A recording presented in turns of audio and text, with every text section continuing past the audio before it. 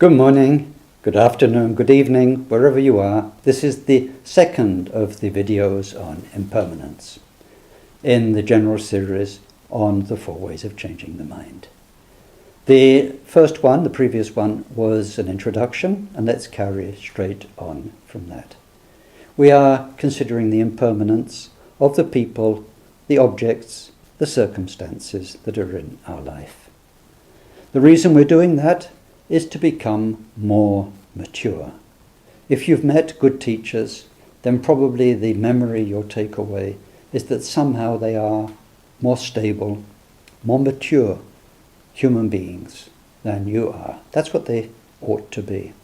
And that strength, that wisdom that they have, let's call it that, maturity, comes through having absorbed these 4 ways of changing the mind. They've seen the truth of those things and they live accordingly. And in this particular case, they understand so well death and impermanence. For the moment, we probably don't. We cling far too much to people and to things as though they wouldn't change. And of course, they are changing all the time. So this is why we need to meditate on impermanence. The way we do that is to start with the very obvious things first, but to nevertheless meditate on them, to spend time really thinking. And we start with the biggest change, thinking about the whole world in which we live. And we know that at one point it was probably just a piece of boiling rock in space. And now, according to our science, it cooled down, water appeared, life appeared, and so on. There are some fantastic things on YouTube, on the internet, that show the sort of timeline of development, the first appearance of water, the first reptiles and humanity, and so on. It really gives us some idea of where we stand in that life of this planet. But we also believe that one day the planet will be burnt up by the sun.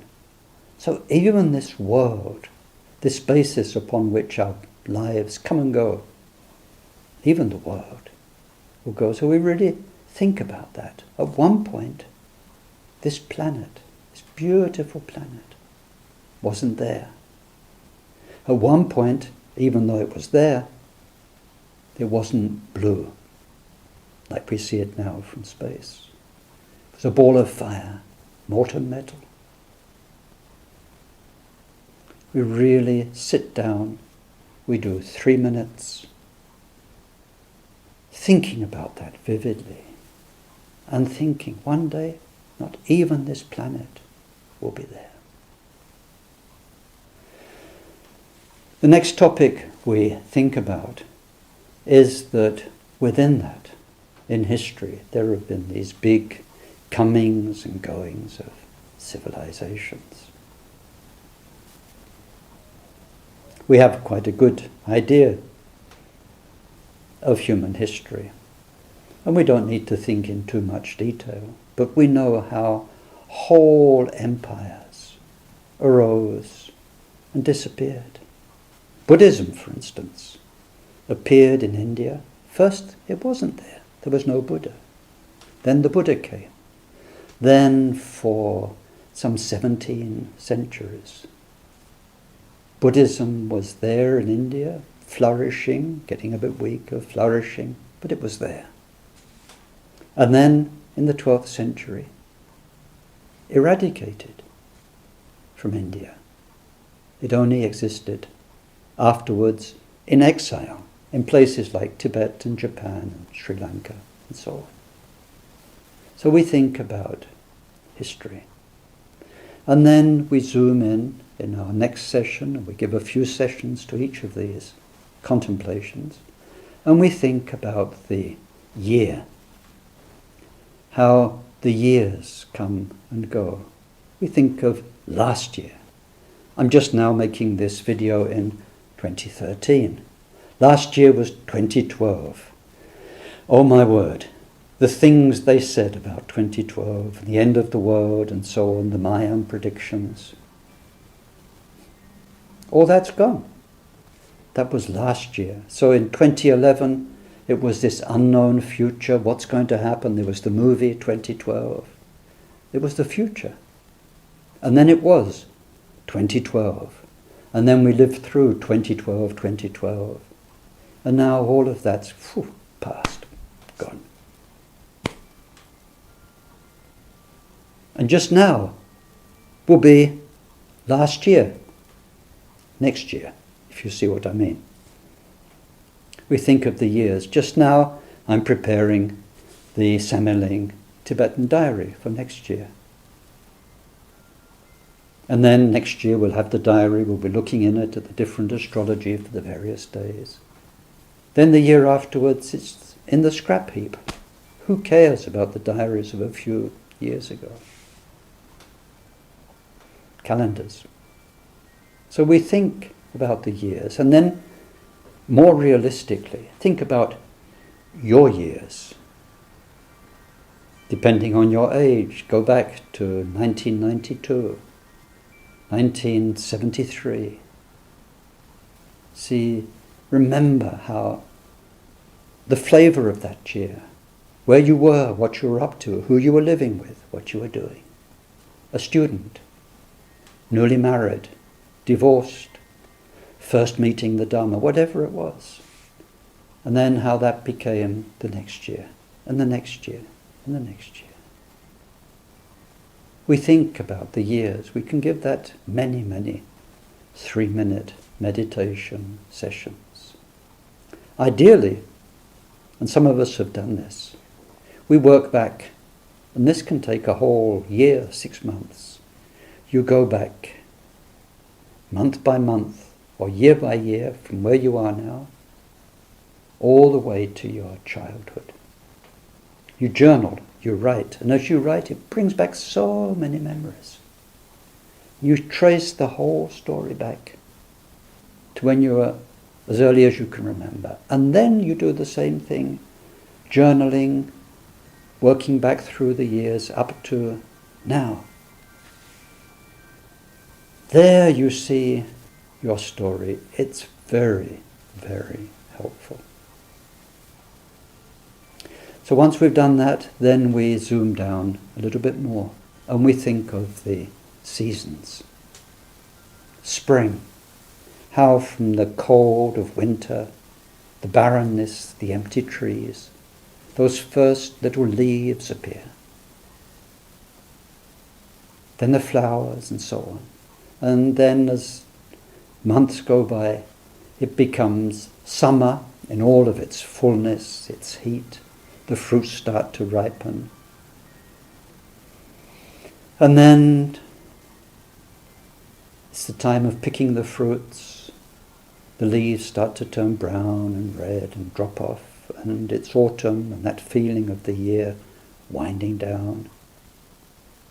Then there's the winds and the cold, and the autumn turns into winter with the cold and the rain and the snow, or whatever it is in your part of the world. We think of the 4 seasons.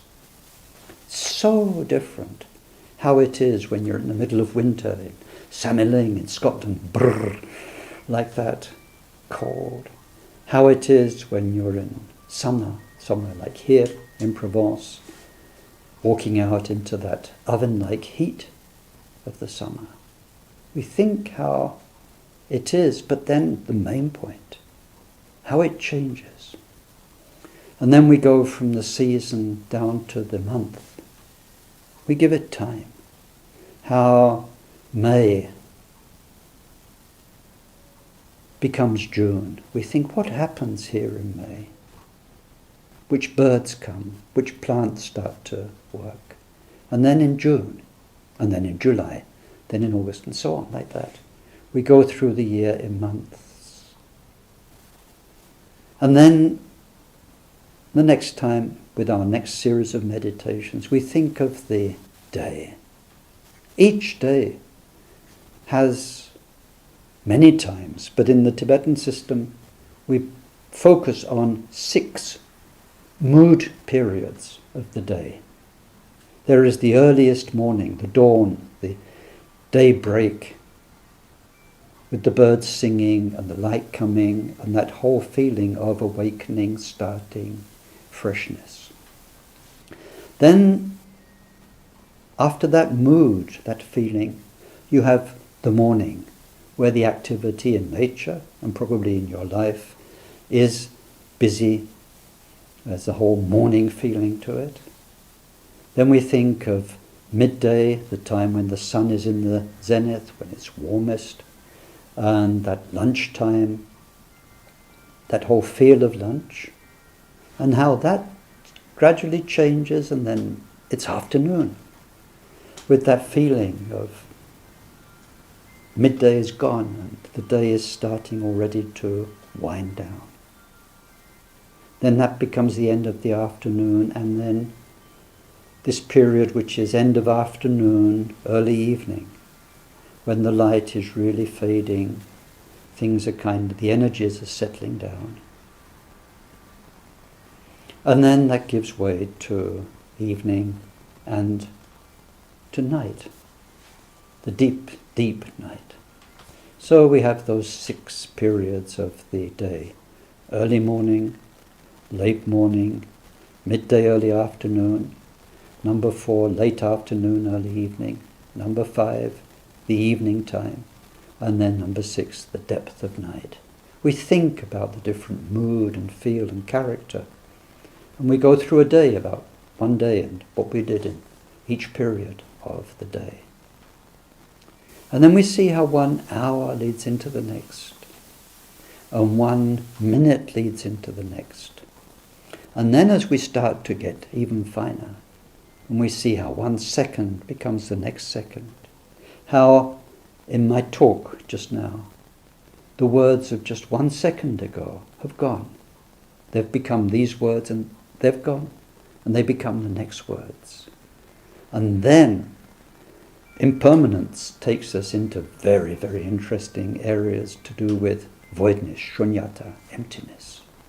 Because we start to realize, when we're considering change, that there's nothing there in the first place to change into something else. There is a constant shift. And of course we know this now with physics, the molecules, the tiny particles, the atoms, the subatomic particles, they never stop.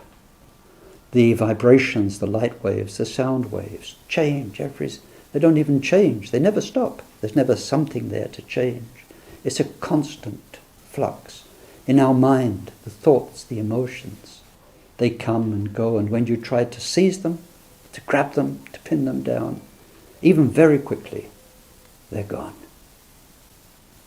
There is this moment by moment change where you can't even find the moment. Now, although we know those things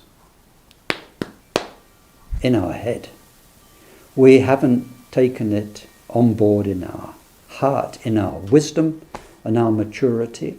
And that's very easy to know, because if you're still clinging to things as though they didn't change, if you're clinging to people with hope, with fear, with anxiety, with expectation, if you're clinging to your country, your politics, the state of affairs, how it was when you were younger, how it is now, the climate, your body, your health, your children, your parents.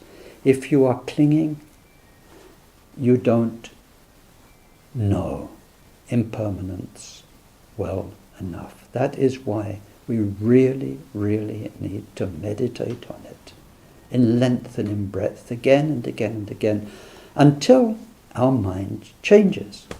And when the mind has changed, you'll find you just know everyone changes. Everything changes. You'll see time go by. It's the movie of your karma. Just like when you watch a film, you know if it's a film of 1 hour, 58 minutes, It starts, it will go on, and in 1 hour 58 minutes time it will be finished. The movie of your life, created by your past karma, with the people and the circumstances, the world events, is on screen right now. Right now. And you'll watch it go by, knowing the impermanence of the world, of the years, of the months, of the seasons, of the moments, of the hours. You'll accept that. Of course you'll do your best to make life as good as it is, but you won't cling to it, hoping that it will be something other than what it really is. That's the sign. And until we are free, and everything can come and go, and it doesn't hurt us or overexcite us anymore, then we need to meditate, gain wisdom and maturity. We can still love. We can still act in society. But we know that all the people we love and help, and the world that we're trying to benefit, we know it changes, and we know that it changes beyond our control. It's very important. So then, having thought about the years and the months and the seasons, which is our starting point, it gets us into the feel of it. It's the easy thing. We think about people in our lives, the ones we know, our parents.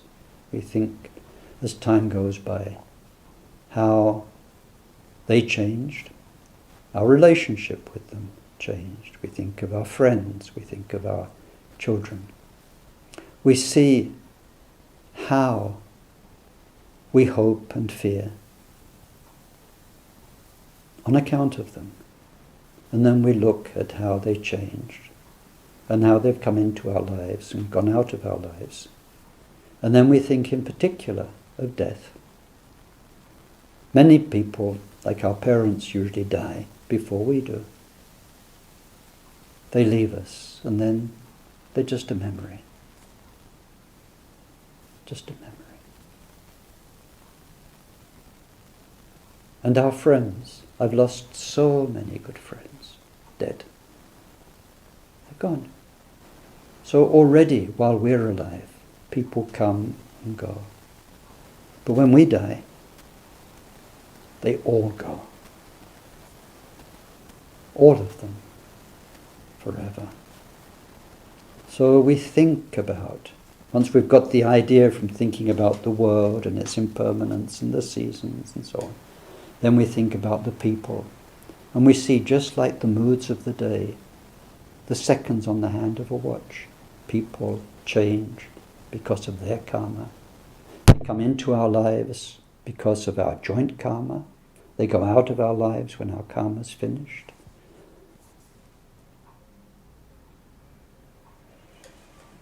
And then we think about the Dharma. That's also something that, because of our karma, has come into our life. And the important thing is, Dharma is forever. It's your freedom. It's your gift to everyone. It's what can help you grow. So, of all the things that come and go, some of them have more importance than others. Objects are not so important as people. And people are important, but our Dharma relationship with people is even more important. Dharma is the most important thing. It's not something other than life, but it's the way we live. Dharma is a path, the way we live. It's how you relate to your family, to your friends, to the world around you. And we can only learn to relate in a much more enlightened way through the training and through the Dharma practice. That's why it's there. So sometimes we make Dharma sound a bit separate. Buddhism, Dharma, is like a thing on its own. It isn't. It is a training that we do on our meditation cushion, by attending courses, by studying. But the whole point is that makes our life more liberated and liberating for others. It's just a few words about impermanence and how we meditate, and how we meditate on the impermanence of the world around us, mainly. In the next talk, we'll concentrate much more on our own impermanence, on death. Thank you for listening. Take good care of yourself. Speak to you soon. Bye-bye.